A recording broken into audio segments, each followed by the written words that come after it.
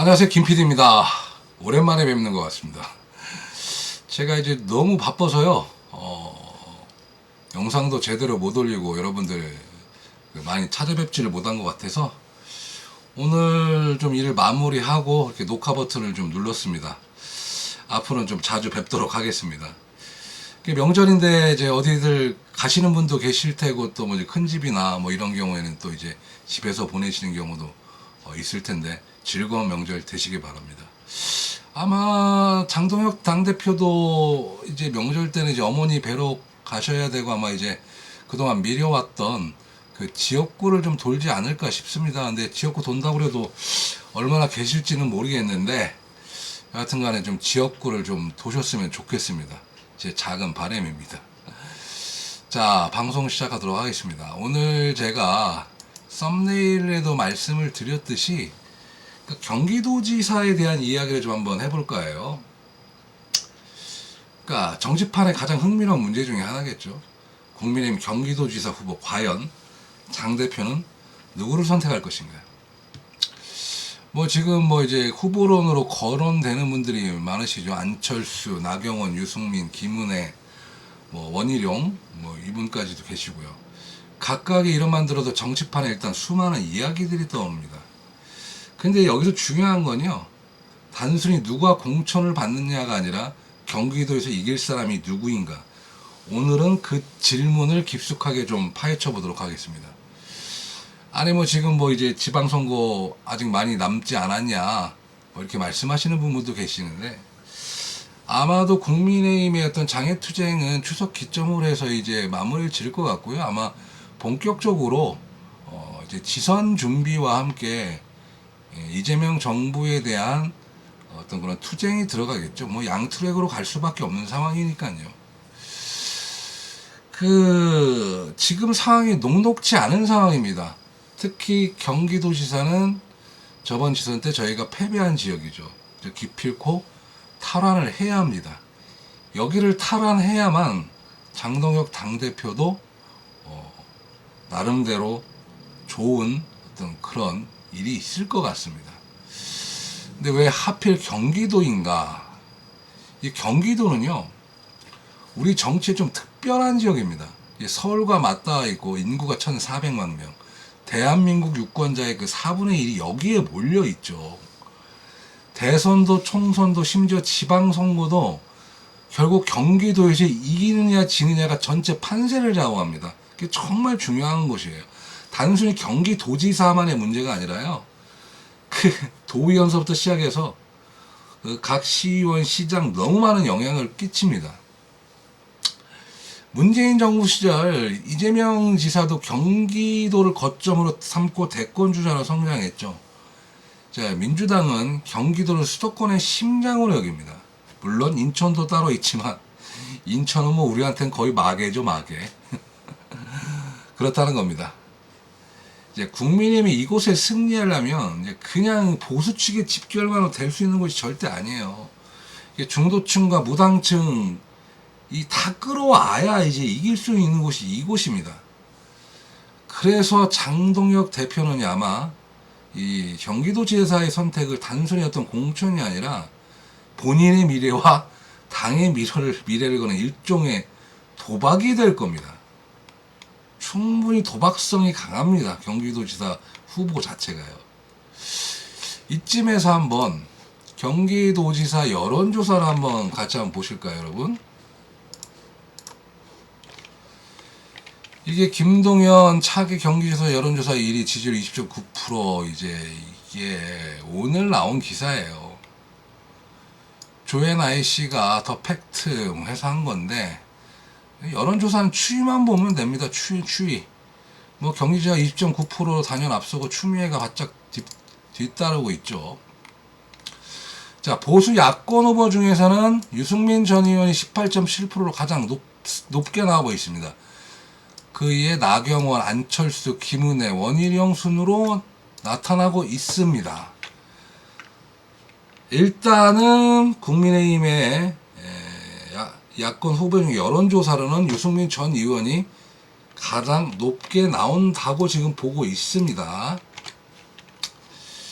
자, 그렇죠. 그러면 한 분 한 분 좀 들어가서 좀 살펴볼까요? 안철수 의원부터 한번 볼게요. 이분은 이제 내가 뭐 누구의 아바타미 꽉가 유명하시죠. 어떻게 보면 또 뭐 중도의 지팡이 뭐 고독한 카드 뭐 이런 말을 좀 드릴 수가 있을 것 같습니다. 안철수 의원은 말 그대로 이제 브랜드 정신이죠. 의사, 교수, IT, 벤처기업가, 뭐 대선 후보, 뭐 이력만으로 보면 거의 종합 선물 세트입니다. 근데 요즘에 좀 이분이 말하는 게 좀 어딘가 어눌해. 좀 안타까워 죽겠어. 옛날에 꽈를 외치던 안철수 의원은 어디 가셨는지. 이분은 이제 본인의 스키마나 이력보다 이제 말할 때 보면 좀 많이 떨어져요. 좀 너무 안타까워 죽겠어요. 너무 좋은 경력과 이력을 갖고 있으면서 말하다가 이제 거의 막 이제 다 이제 이미지를 깎아먹는 것 같아요. 뭐 어쨌거나 뭐 장점을 보자면 대중적인 인지도는 뭐 높죠. 중도 이미지, 뭐 깨끗한 정치 프레임. 뭐 단점을 보자면 국민의힘에서 이제 기반이 약하고 이제 철수 정치라는 이런 비아냥을 못 벗어나고 있습니다. 만일 경기도에서요 안철수 의원이 후보로 나간다고 하면 이거는 중도층을 정면 돌파하겠다 그런 전략이 됩니다. 특히 분당, 용인, 성남 뭐 이런 신도시 같은 지역에서는 안철수 카드가 통할 수도 있습니다. 근데 저는 좀 회의적으로 봐요. 근데 문제는 이제 당내 반발이죠.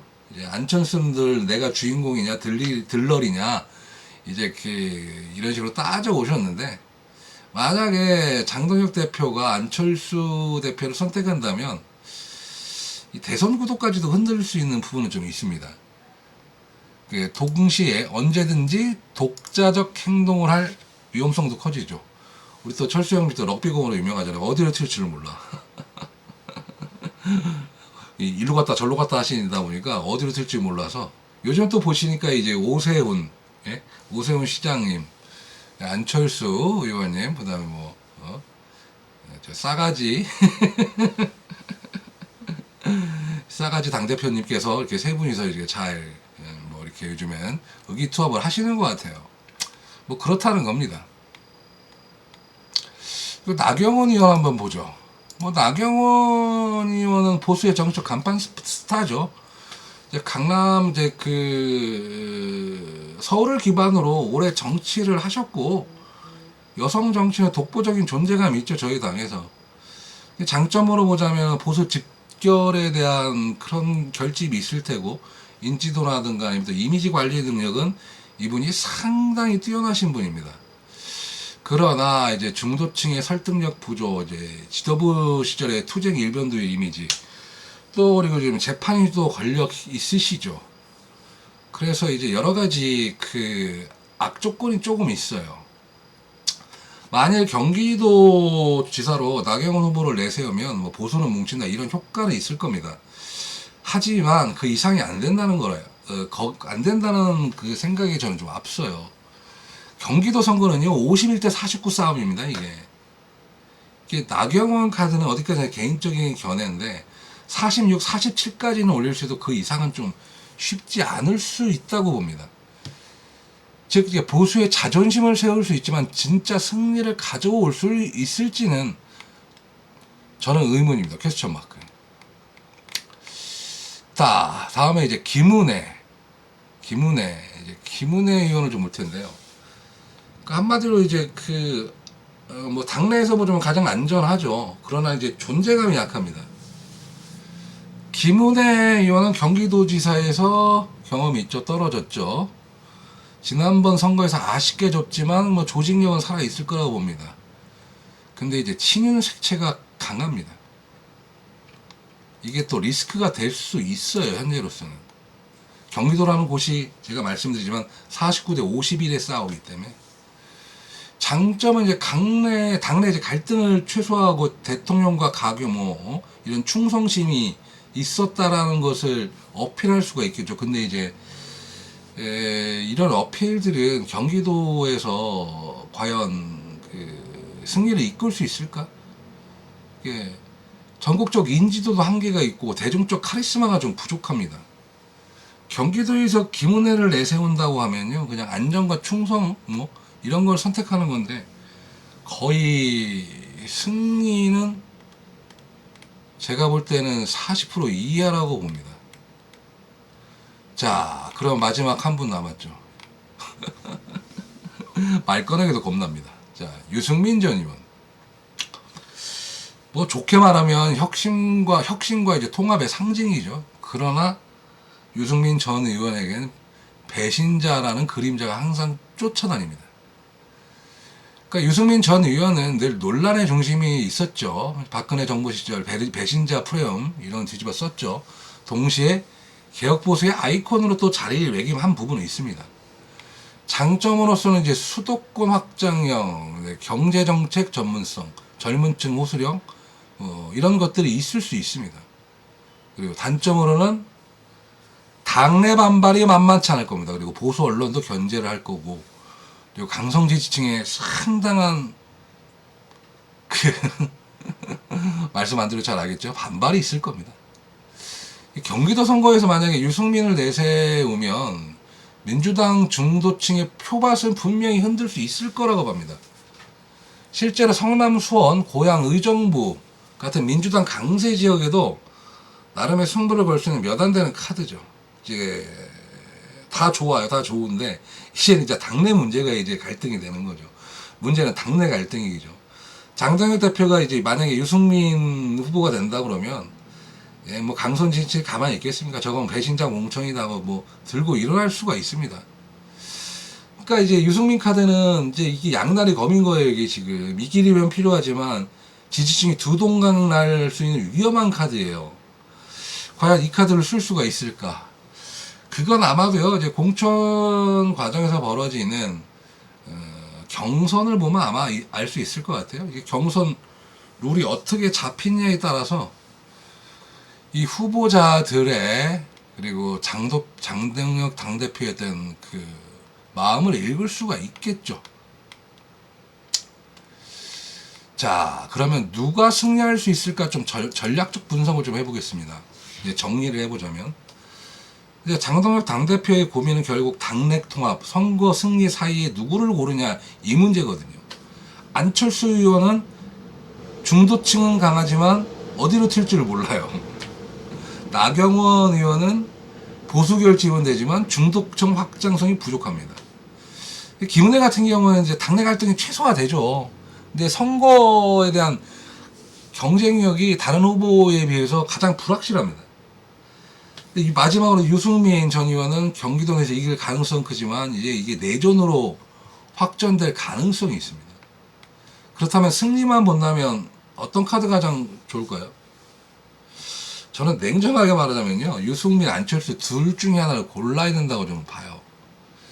예, 경기도 선거는 결국 중도층 싸움이기 때문에 중도 무당층을 움직일 수 있는 인물은 이 두 분 중에 한 분이 돼야 되지 않나 싶습니다. 물론 당내 갈등이 심각하겠죠. 만약에 이제 유승민 전 의원이 된다 하면. 그리고 아마 그 전에 이제 그 경선 룰이라든가 이것만 보면 대충 답은 나옵니다. 근데 또 한편으로는 또 이런 선택을 할 수도 있어요. 정치라는 게요, 갈등은 감수하고라도 선거에서는 승리를 해야 돼요. 갈등은 봉합될 수 있는데 선거를 패배하면 봉합이 안 됩니다. 그러니까 만약에 장동혁 당대표가 미래를 본다면 아마 승리할 수 있는 카드에 대해서 저는 고민할 거라고 봅니다. 그래서 여러 가지 갈래길이 보이는데 승리해야겠죠. 어떻게든 간에. 여러분, 정치의 본질은 결국 선택입니다. 장 대표가 누구를 선택하든 반발은 생기고 논란은 일어납니다. 하지만 경기도 선거는 민주당의 아성을 무너뜨릴 수 있는 유일한 기회이자 동시에 국민의 힘과 장동혁 당대표의 미래를 결정할 시험대입니다. 여기가. 과연 장 대표는 안정을 택할까요? 아니면 승리를 위해 모험을 감수할까요? 저는 개인적으로 이렇게 정리를 좀 하고 싶습니다. 뭐 여러분의 후보가 계신데 무엇을 장동혁 당대표가 최우선 가치 두느냐에 따라서 선택은 달라질 겁니다. 여러분은 어떤 선택을 하시겠습니까? 댓글로 여러분의 생각도 함께 나눠주시길 바라고요. 저는 다음 시간에 더 흥미로운 주제로 여러분들을 자주 찾아뵙도록 하겠습니다. 그리고 이제 마지막으로 좀 한 말씀 드리고 싶은 게요. 그 뚜벅뚜벅 원정대를 지금 준비 중에 있습니다. 여러분한테 이제 방송을 통해서 이제 말씀을 드렸고, 아마 이제 명절 지나고 이제 준비하는 과정들도 영상에 좀 담아서 여러분들한테 올리도록 하겠습니다. 자, 끝까지 시청해주셔서 감사합니다. 다음 시간에 뵙도록 하겠습니다. 김PD였습니다.